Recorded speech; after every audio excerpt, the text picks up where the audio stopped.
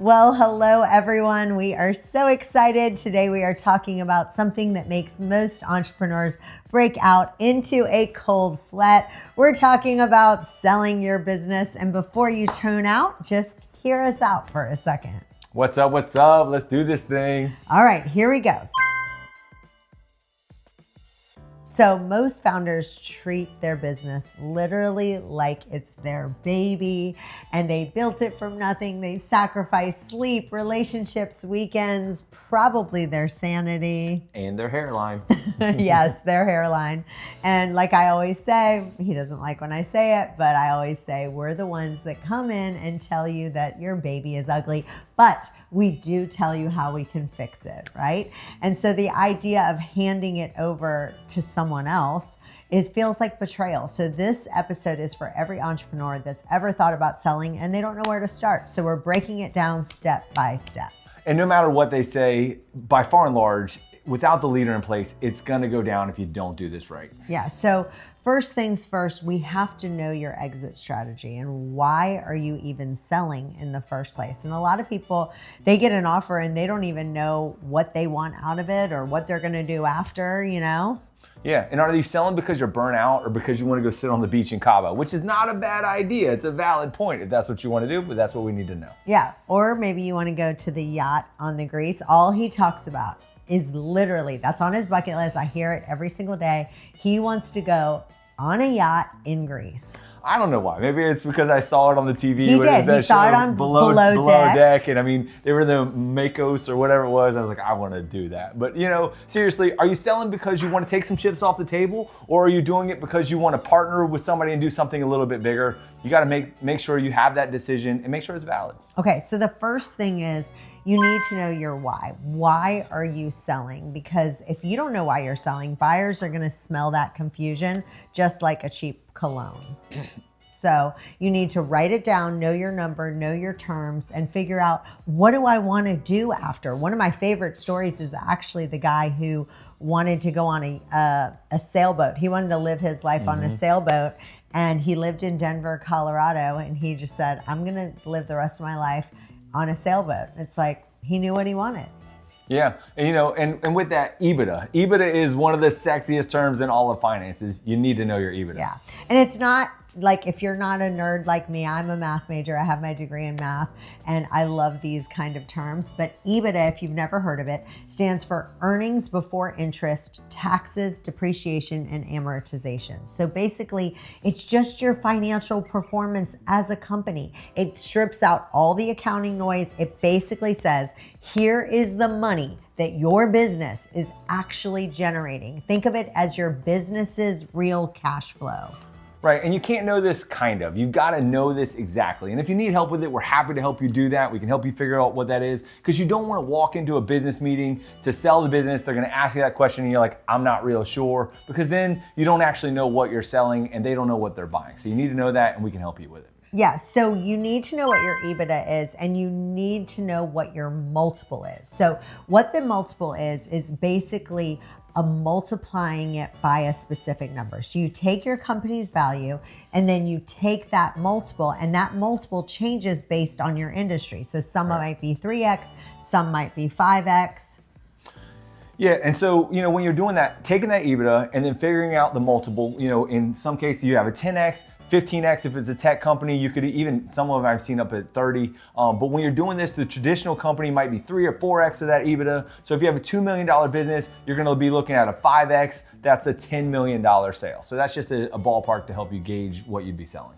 Yeah, and it's like you have to be reasonable. Like, if you are a local plumbing company, you can't expect the same tech multiple that's in Silicon Valley, right? So you've got to do your research, and you can just come to us. Like, we will literally say, okay, you are an HVAC company, here's your multiple. You are a tech company, this is what your multiples are looking like.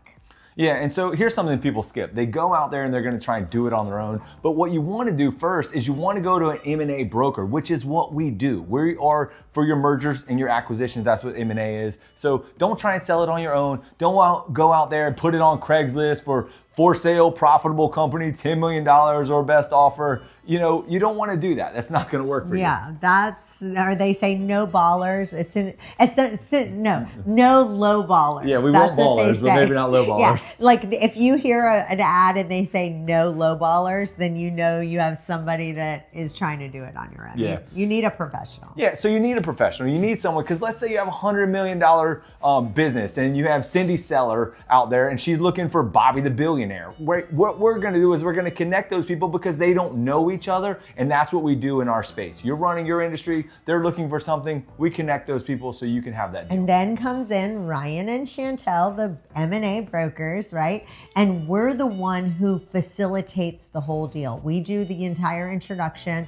Yes, you might be paying us 5% of the deal, but if you don't pay us 5% of the part of the deal, then guess what? Without us, there is no deal because we don't ever introduce you to anyone. Yeah. So yes, there is a commission that we get paid, but we don't charge anything unless we get the buyer or unless you got a deal. Let's have money deposited in your bank account. So, and the other part of that is what you need to know in this is there's something you have to understand. There's 4 types of buyers because all buyers are not created equal. So one of the first ones is a strategic buyer. So we've gone in, we've sold companies. When we're doing that, we look for that strategic buyer because that's a competitor that will come in and buy your company because they already just want to buy market share. They're trying to grow market share like you are. You built a company, they come in and they acquire it. Yeah, and so these buyers actually pay the most because the acquisition has strategic value. That's why it's called a strategic buyer, right?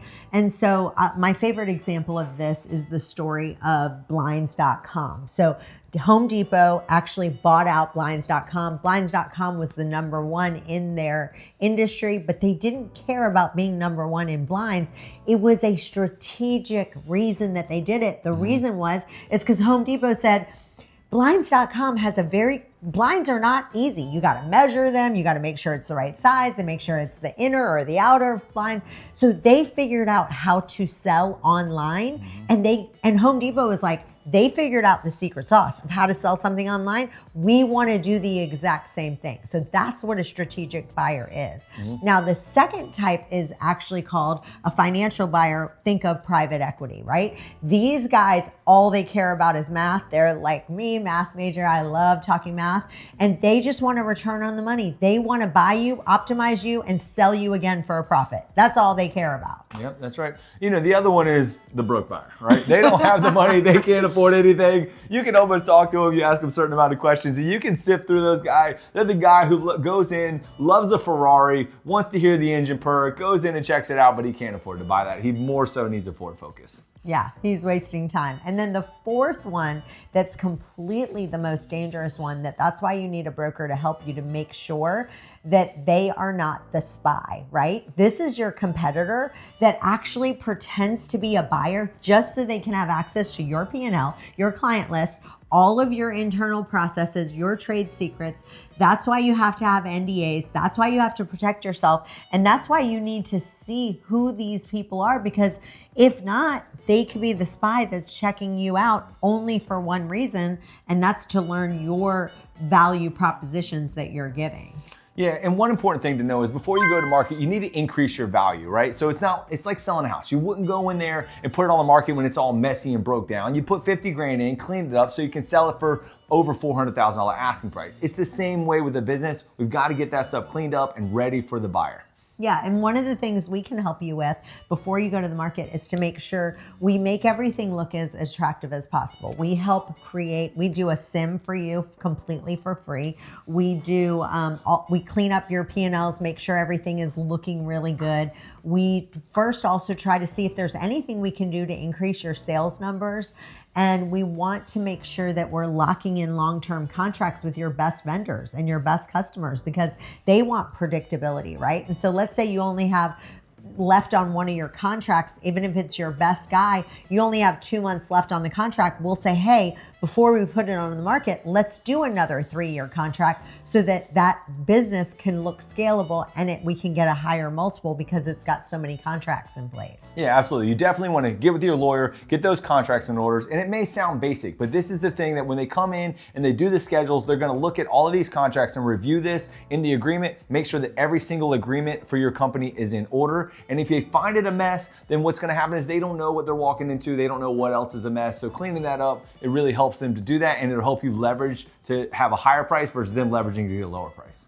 Yeah, and so back to the financials, the number one thing that I see is that a lot of these people have accounting people who are a nightmare. They've got this local CPA that, you know, they've known for a long time. They started with that person when they were just a real small company, and they never kind of grew with a bigger company. So if you are a company and you pass that $10 million in revenue and you're thinking about selling, we might need to look at your CPA because you need a firm that carries real credibility in the eyes of the buyers. So we might need to update that as well, because some of these CPAs that I'm seeing that people are using are a hot mess express. Yeah, and it's like getting a mortgage. A 620 credit score gets you a terrible interest rate. 800 credit score gets you a great deal.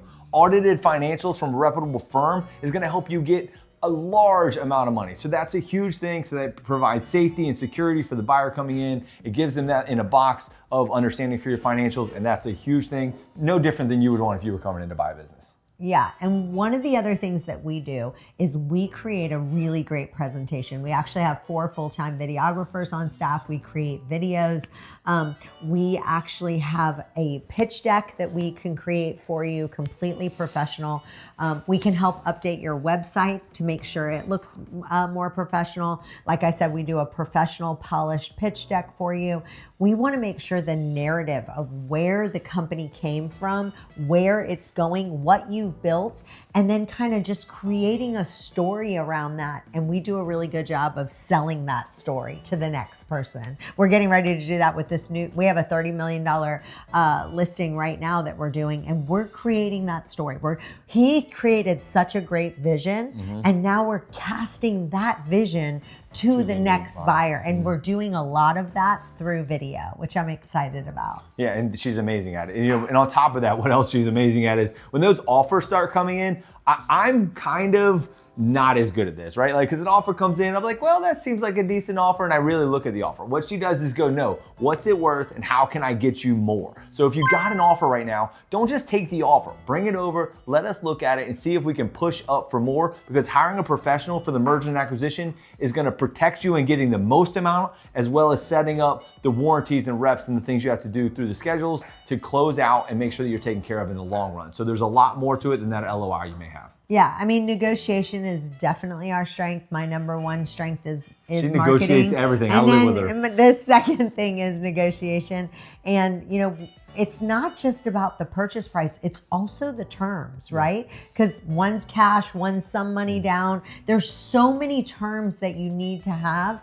And so, you know, as best as we can, I mean, the dream scenario is 100% cash, right? The buyer wires you the full amount, and then they shake hands, and then you live your best life, and it's yeah, they'll done. all be that way, I'm sure, right? But no, they're by far and large, nobody wants to put that amount of money in, because again, the more money you're going to get is based on all those things we talked about prior to this, is like getting the CPA, getting the financials, knowing your EBITDA. All of these things are going to help you get a higher amount of money, but ultimately you're going to have to figure out how you're going to set up this deal structure. Yeah, That's and really important. sometimes it's cash plus a non-compete. Sometimes it's a lump sum, and you have an agreement saying you're not going to be, you know, starting a competing business for X amount of time.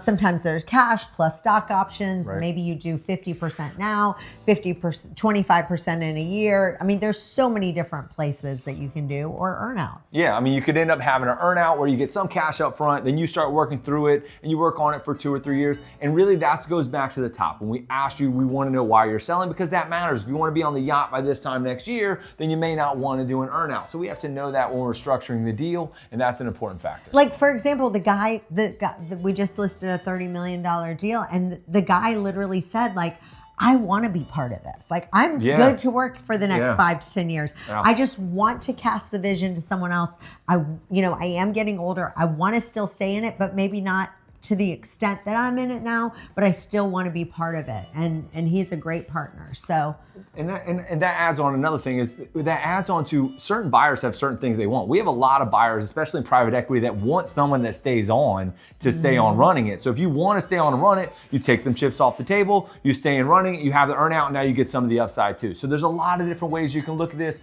when you skin the cat, whether you're buying or selling a business. And it's fun. And it's also where the closing process I want to talk about real quick, because I always talk about finish line. You know, I'm talking about that all the time. But honestly, that's where so many deals completely fall apart. Not with us, but with a lot of other people I've seen. Yeah, we close the deal. But one of the most common reasons that it falls apart is because your audited numbers don't match what the seller originally claimed. Or your tax return doesn't match. So some of that's got to be worked through. So that is why getting your financials, we're going to be asking you, give us your financials. We need to see them. And we're going to do a lot of that in the beginning so we clear that up right up front. Absolutely. So no, go ahead. Me? No, I want you to talk about the closing process, about the 4 stages. Yeah. All right. So the closing process, 4 stages. I mean, you're going to have the LOI. You have the indicator of interest. IOI. Right? And then you have the second is the LOI, right? That's the letter of intent. The third is a purchase agreement. So you're going to have a standard purchase agreement. And then the final is you're going to have the binding legal contract. So everything's locked in. And that is almost what rolls over and that gets cleaned up because that's what ends up getting signed at the end. Yeah. So it's IOI, then LOI. Then the contract, and then the 4th, obviously, is most beautifully the funding. That's where you actually get the money into your bank account. Show me the money. Show me the money. Show me the money. That's where you can finally exhale. Oh my gosh, I have a funeral home I'm selling right now. The guy is hysterical. I don't know how we transition to that. Oh my gosh, he is so funny. All he talks about every time, like, he doesn't want to give too much information before he says it to me all the time. He's like, show me the money. He's like, I'm not giving all this information until you show me that you actually have the money. He's like, I'm not doing an SBA loan. I'm not waiting for all that shenanigans. If you've got the money, show it to me and I'll tell you the rest. He says it all the time. So yeah. She always knew. So if you're a founder who is terrified of selling your business, remember, sitting down with us, we are M&A brokers, right? And it's going to be a learning process. And at the end of it, we are going to teach you everything. And it's not going to be a drudge. We're going to help you start living the dream. Like he always says this every time. He doesn't say it as much anymore. I don't really know why. But basically he says, if you say to him, hey, what's up? How are you doing? He's like, living the dream, living the dream, living the dream. I am married to you, so I mean, it's true. So amazing. Everyone seems to love that one. Everyone seems to love that one. So nobody feels amazing asking me how I'm doing. I'm like, I'm amazing. Yeah, because you always say that now. So, and he switched from living the dream to amazing. But anyway, thanks for being with us today. We are so glad you joined us. If you haven't had a chance, like and subscribe, and make sure you forward this on to anyone that's an entrepreneur, because even if they're not looking to sell for 2 years, 3 years, 5 years, you've got to get this stuff in your head. Absolutely. And we know you're watching it. We know you're sharing it. We really appreciate that. Thanks. We hope this is giving you a lot of value, and we hope to help you with your business soon.